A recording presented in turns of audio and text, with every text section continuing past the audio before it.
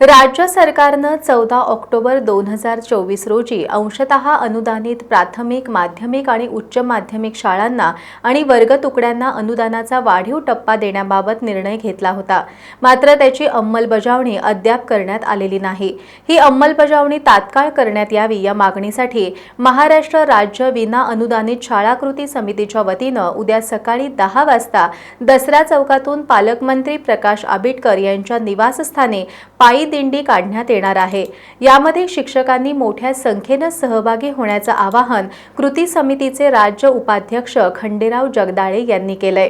महाराष्ट्र राज्य विनाअनुदान शाळा कृती समितीच्या माध्यमातून संपूर्ण महाराष्ट्रामध्ये प्रत्येक पालकमंत्री यांच्या घरी 5 जून पासून पायी दिंडी काढून निवेदन देण्यात येत आहे।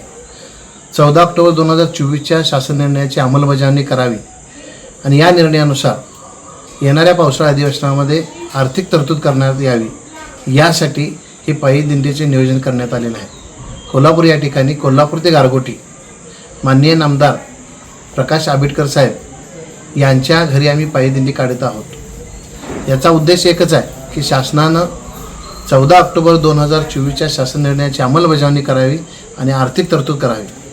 तर या आंदोलनामध्ये संपूर्ण महाराष्ट्रातून, संपूर्ण जिल्ह्यातून, विभागातून सर्व संघटनांनी याच्यामध्ये सहभागी व्हावं अशी आपणास मी नम्र विनंती करीत आहे।